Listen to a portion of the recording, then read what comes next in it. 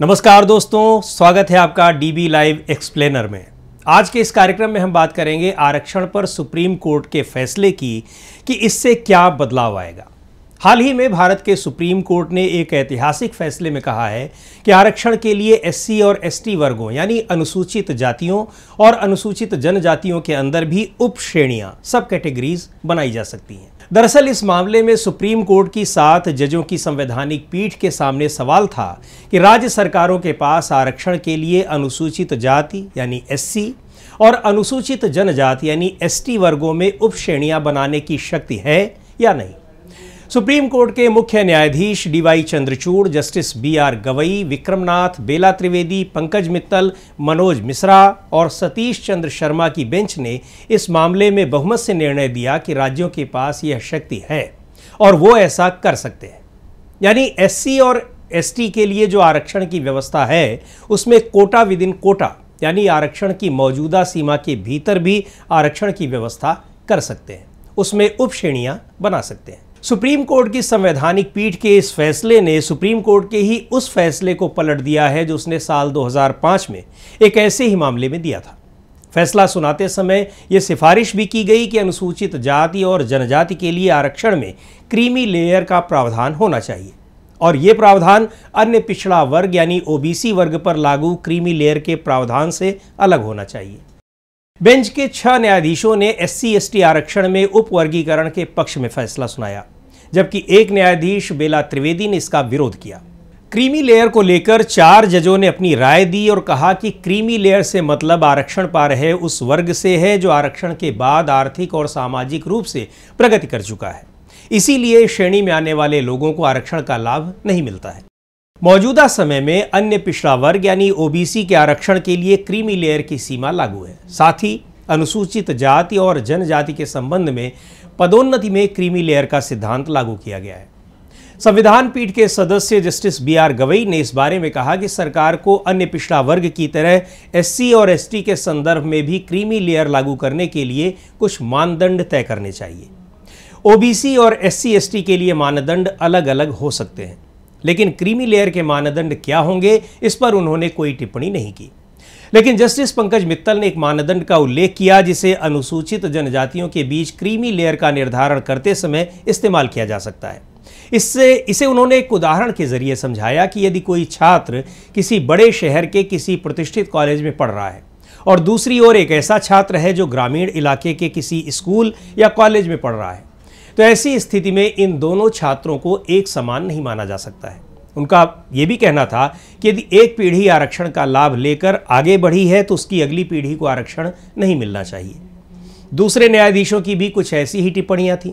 यहां दिलचस्प बात यह है कि सुप्रीम कोर्ट के सामने क्रीमी लेयर का मुद्दा था ही नहीं, लेकिन सुप्रीम कोर्ट के न्यायाधीशों ने इस मुद्दे को इन्हीं टिप्पणियों के चलते चर्चा में ला दिया है। अब हम थोड़ा इस मामले की पृष्ठभूमि में चलते हैं कि यह सुप्रीम कोर्ट तक पहुंचा कैसे और कैसे इस पर 7 जजों की संविधान पीठ को सौंपना पड़ा इस मामले को। दरअसल हुआ क्या, कई राज्यों में एससी और एसटी वर्गों में विशेष जातियों के लिए कोटा विद इन कोटा यानी आरक्षण के भीतर आरक्षण देने की व्यवस्था है। पंजाब में भी पंजाब अनुसूचित जाति और पिछड़ा वर्ग सेवाओं में आरक्षण अधिनियम 2006 के जरिए ऐसी ही व्यवस्था बनाई गई थी। इस अधिनियम के तहत कहा गया था कि पंजाब सरकार की नौकरियों में एससी वर्गों के लिए जो 15% आरक्षण की व्यवस्था है उसमें वाल्मीकि और मजहबी सिख समुदायों को पहली प्राथमिकता दी जाएगी।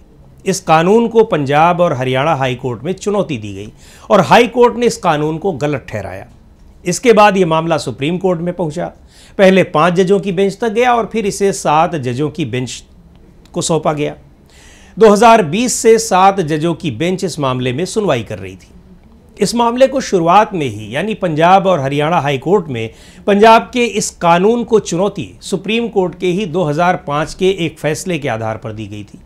यह फैसला था ईवी चिन्नैया बनाम आंध्र प्रदेश सरकार मामले में, जिसमें सुप्रीम कोर्ट ने एससी और एसटी वर्गों में उप श्रेणियां बनाने से इनकार कर दिया था।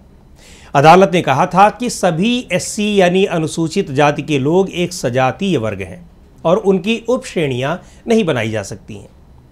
फैसले में यह भी कहा गया था कि एससी वर्गों में उप श्रेणियां बनाना संविधान के अनुच्छेद 341 का उल्लंघन है।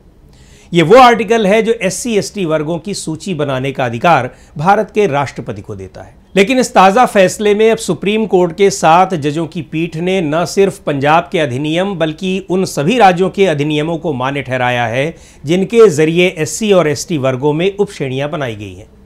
ताज़ा फैसले में मुख्य न्यायाधीश ने कहा कि सब क्लासिफिकेशन सब कैटेगराइजेशन में अंतर होता है, यानी ये दोनों अलग शब्द हैं और राज्यों को आरक्षित श्रेणी के समुदायों को सब कैटेगराइज करने की ज़रूरत पड़ सकती है ताकि ये सुनिश्चित किया जा सके कि आरक्षण के लाभ और भी पिछड़े समूहों को मिल सके।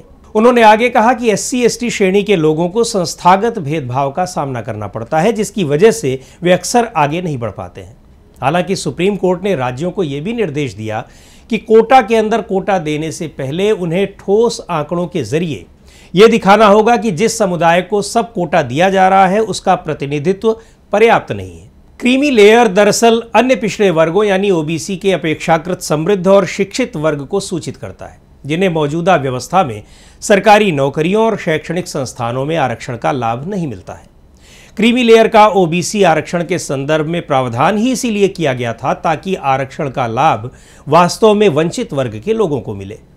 क्रीमी लेयर का कॉन्सेप्ट 1992 में इंदिरा साहनी मामले में सामने आया जब सुप्रीम कोर्ट ने मंडल आयोग की सिफारिशों पर अपना ऐतिहासिक फैसला सुनाया था। मंडल आयोग की सिफारिश के आधार पर VP सिंह के नेतृत्व वाली तत्कालीन केंद्र सरकार ने अगस्त 1990 में सिविल पदों और सेवाओं में सामाजिक और शैक्षिक रूप से पिछड़े वर्गों के लिए 27% आरक्षण का प्रावधान लागू किया था। लेकिन इसे लेकर देश भर में काफ़ी विरोध हुआ और सर्वोच्च न्यायालय में इस फैसले को चुनौती दी गई। इंदिरा साहनी वाद नाम के इस मामले में सर्वोच्च न्यायालय ने नवंबर 1992 में OBC के लिए 27% आरक्षण की व्यवस्था को तो बरकरार रखा, लेकिन यह भी कहा कि क्रीमी लेयर को इससे बाहर रखा जाए। इंदिरा साहनी मामले में 9 न्यायाधीशों की पीठ ने आरक्षण पर फैसला दिया था और यह भी कहा था कि भविष्य में प्रमोशन में आरक्षण का लाभ नहीं दिया जा सकता है। लेकिन 1995 में तत्कालीन कांग्रेस सरकार इस फैसले के इस बिंदु को पलटने के लिए 77वां संविधान संशोधन लेकर आई ताकि SC और ST समुदाय को प्रमोशन में आरक्षण मिलता रहे। 77वें संविधान संशोधन में संविधान के अनुच्छेद 16(4) में एक सेक्शन और जोड़ा गया 4A, जिसके तहत अनुसूचित जाति और जनजाति SC और ST के कर्मचारियों को पदोन्नति में आरक्षण देने का प्रावधान है। फिलहाल 8 लाख से अधिक वार्षिक आय वाले परिवारों को क्रीमी लेयर का हिस्सा माना जाता है। यह आय सीमा सरकार की ओर से समय समय पर संशोधित की जाती है। इसके अतिरिक्त ग्रुप A और ग्रुप B सेवाओं में उच्च पदस्थ अधिकारियों के बच्चे भी क्रीमी लेयर में शामिल हैं।